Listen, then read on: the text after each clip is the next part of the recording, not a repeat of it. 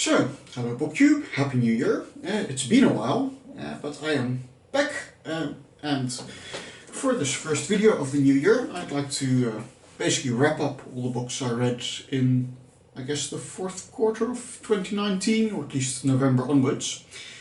And the first book I want to start with is for my London Clapham Junction Waterstones book group, and that is the book that, well, I wouldn't say we read together, but of course I was not in London anymore, but that is Dr. Zhivago by Boris Pasternak, which I read on my trusty ebook, so ebook reader, so I'll make hopefully a picture of the cover appear here. But for those of you who are not aware, Dr. Zhivago is a story of a Russian doctor and his life in the midst of the First World War and the subsequent Russian Revolution, or revolutions, depending on which school of history you subscribe to. And I enjoyed the book kind of as a portrait of the time, and as of kind of a picture of what it was really like to be in the midst of that revolution, to get caught up in it.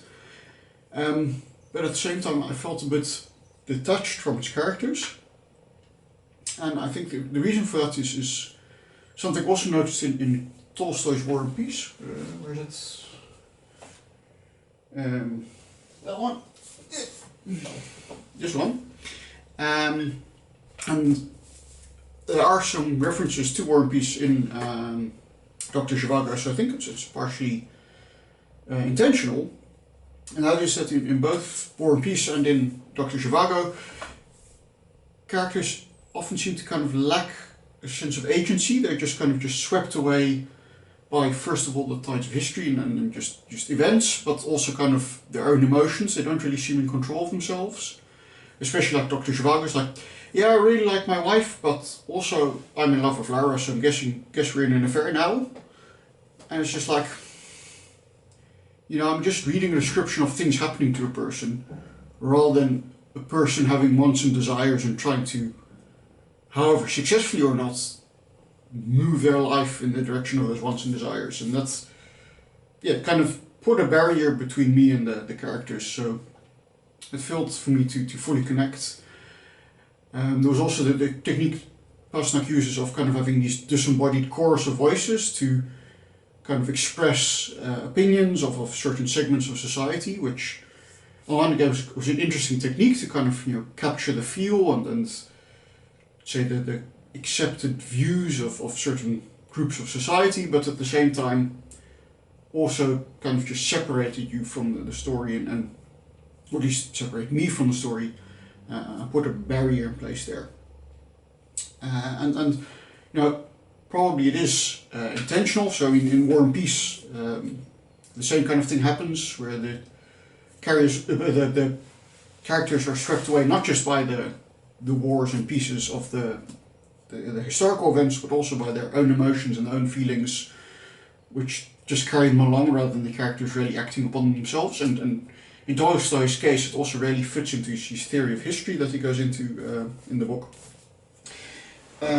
So I'm guessing that in Dr. Zhivago, kind of the intent was the same. It's just, you know, the events of the Russian Revolution or the Napoleonic Wars and War and Peace were just so great that as an individual, you do just get swept away and there's nothing much you can do about it yourself. So yeah, so it's very fitting in that sense, but kind of put a barrier between me and the characters. So moving on to some other books I've read, I found the same kind of distance between the characters, but even great extent in The China Dream by Ma Jian. So a small little novel by a Chinese novelist living in exile in London, because his work is not appreciated by the Communist Party. And China Dream is a satirical work about the head or an important official within the China Dream Bureau, who's putting out this kind of propaganda message about the China Dream, that all Chinese people are supposed to get behind to make China great. And he comes up with this idea of having a chip to be implanted in people's heads to make sure they all dream the China Dream as well. So it's kind of sold as a sci-fi novel. I also got it at Forgotten Worlds, which is the sci-fi bookshop in London, amongst other things. But it's not really a sci-fi novel in the sense that the strip never becomes more than an idea in the mind of this character, this official. And the point of the book is that the official is haunted by his actions during the Cultural Revolution. And so I didn't know that much about the Cultural Revolution. Most of it came from, I love it, my books here, I can pull out the references. Yeah, so most of my knowledge of the Cultural Revolution, apart from a little bit from history class at school, comes from Three Body Problem by Liu Cixin. Or, yeah, if I say it the Chinese way around. So the same period of history is referenced by Ma Jian. So again, it's interesting insight into the period of history from a kind of participatory point of view. But yeah, for me, some of the power was lost due to the clunkiness of the translation.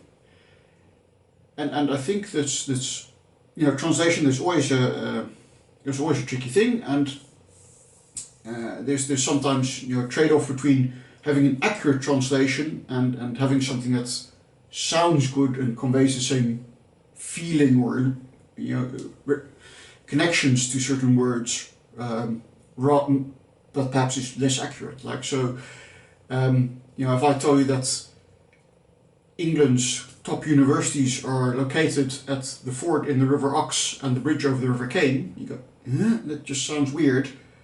But if I tell you, they're in Oxford and Cambridge, that sounds normal, and you don't really realize that is what the meaning is of the word Cambridge, right? That's why it's called Cambridge, because it is the bridge over the River Cane. But Cambridge just sounds different, even though it has a literal meaning. So if you were to translate those words, you get this trade-off, like, do I translate it, or do I, change the words? And I think in this book the translators didn't make the right choice, at least not for me. And you get lots of translations that are probably accurate. I mean, I don't speak Chinese, but I'm going to assume that they're accurate, but just don't sound right in English, right? So there's, during the Cultural Revolution, there's all these groups of people that's fighting to protect Mao Zedong thought, and it just, that phrase just sounds clunky to me.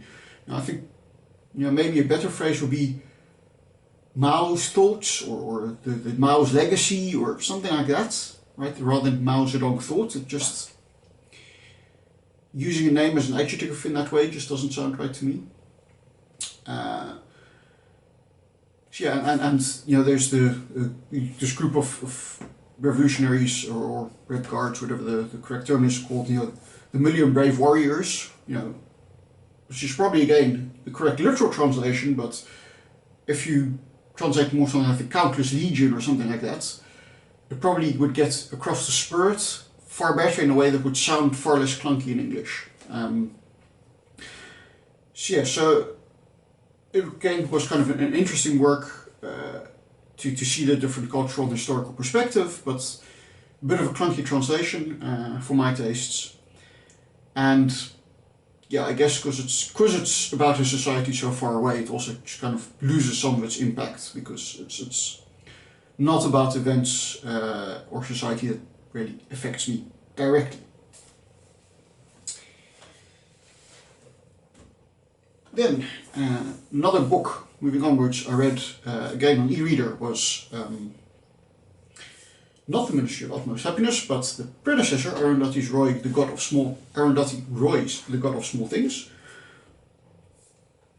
which I really enjoyed. It's a story of a family, or particularly two twins in Kerala in India.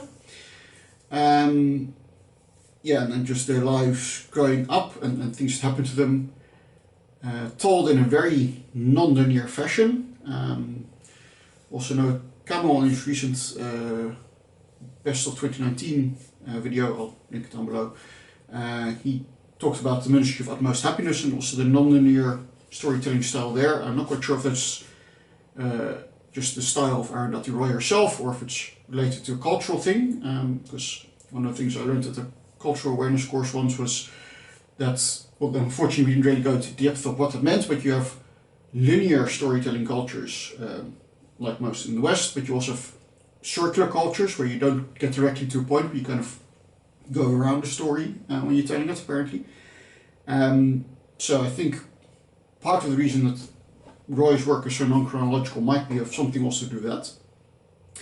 But in any case, I enjoyed it. Again, I didn't feel too connected again with the character. Maybe again to do with storytelling, but just the language and the pure playing with language and the poetry of the writing really drew me in. So you because of the non-chronological way of telling the story, the characters all really built up layer by layer, and you keep on getting like small insights and small bits that get put together, all these small things that join up to form who these characters in the end are. Both in terms of things that happen to them over time and shape them, but also just different viewpoints and different parts of the character that we get to learn about. And yeah, just the actual poetry of the writing. I mean, the orange drink, lemon drink man, and all these kinds of like almost meaningless in the sense of that they don't add to the story such, but these kind of repeated phrases keep coming back, like little man, he lived in a caravan, boom boom. They just keep on sticking in your mind, just the poetry of the phrases. The same one when the main characters are described as being 30, not too old, not too young, but a viable, diable age. Just the rhythm of the words really sticks in your mind, and it really made the book an enjoyable experience for me. Then moving towards closer to the end of the year, one of the most hopeful books I read is Wilding. One you can highly recommend. I've seen a couple of booktubers talk about non-fiction books I read over the past year, recommending lots of books to do with climate change and doom and gloom, which is all well and good, and it's important to be informed about that, but sometimes you need something hopeful, right? Because the climate change story can get very doom and gloomy, and there is, cause for hope. And one of the cause for hope is this book, Wilding, by Isabella Tree. And Isabella Tree and her husband are or were farmers in Sussex, but they were struggling. Basically, the prices we pay for our food, or at least that the corporations that manufacture our food pay for the raw materials, are stupidly low. And so a lot of farmers are struggling, and same for Isabella and her husband, or Tree and her husband, I should say. And so eventually they decided their farm was just not economically viable. But instead of just declaring bankruptcy, they found that they could make use of certain subsidy schemes to turn their farm into a nature reserve. So that's basically what they did. They stopped farming and they just let nature take over. With a little bit of help, they do manage their estates. But they let natural processes run as much as possible. They have, herd of cows that they just let wander around and walk where they want and eat what they want, and that they don't intervene in too much. And this book describes that process along with certain other places that they took inspiration from. And it's just very hopeful in the sense that, at least it was described in this book, it was a very successful project. So nature recovered relatively quickly, and the book is just full of chapters of describing all the species that come back and how alive their former farm has become, with all these new flowers and trees and plants and animals coming back and just having a natural life. So this shows there's a lot of potential if we are willing to take a step back and let nature take over. And there are even ways of finding, of being able potentially to combine farming and nature as well, without needing to compromise our food supplies. So yeah, definitely if you want a hopeful antidote to some of the climate gloom and doom, highly recommend it. Then finally onto the last book of 2019 for me, Namali Sherpal's The Old Drift, which is, I'd almost say, the story of Zambia, captured in 3 interlocking families. One white European, one coloured, as they say in Zambia, and one black.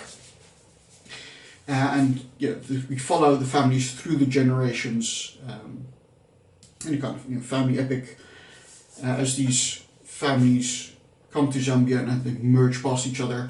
And the book is a big ode to the power of error and happenstance. It's very cleverly constructed, as these families kind of cross paths in clever ways that don't feel forced, and sometimes aren't even revealed until later, that you find that certain happenings actually connected these families without them realizing it. And again, I also really like the writing. You can see a lot of time and thought went into the writing, and in points it made it a bit artificial. Right, so it reminded a bit of kind of the playfulness of Ellie Smith, for example, the way she plays with words in Autumn, but here it's less playful and more almost intellectual, I'd say. So while it does occasionally feel slightly artificial, as in, it's kind of on display that something clever is being done here, for me the cleverness made up for it, and there's a lot of kind of surprising or unexpected uses of words and metaphors that make complete sense. When you read them, you think, why didn't anybody ever think of that one before? But at the same time, they're new. Like, one of the ones I like is the opening of the prologue. It sounds like a sentence. Victoria Falls. A prophecy. Of course, Victoria Falls. You just think of the waterfall, but yes, it is a sentence, right? This is a noun and a verb. It's just kind of thing. This is always also at some point. And another example is a sentence talking about one of the characters who's very good at tennis. She wins lots of prizes and sentences, and prizes that paid for more vases and necklaces than she could possibly fill with flowers and throats. I think just the kind of reverse of the image. Usually you think of necklaces, as you put around something, but here, having necklaces be things that are filled with throats. Yeah, just that I really appreciated those kind of clever little twists. But at the same time, they are quite artificial in a sense. It's not, you don't get the feeling of someone just sitting down and telling you a story, which for me was fine, but I can understand why people don't like it. It's also kind of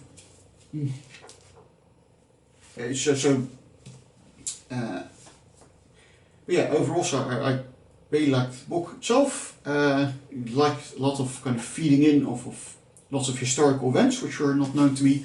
I was lucky enough to hear the author speak in London about the book, which was really nice, which I also learned that some of the events that seemed quite fantastical in the book actually were a thing, like the Afronauts.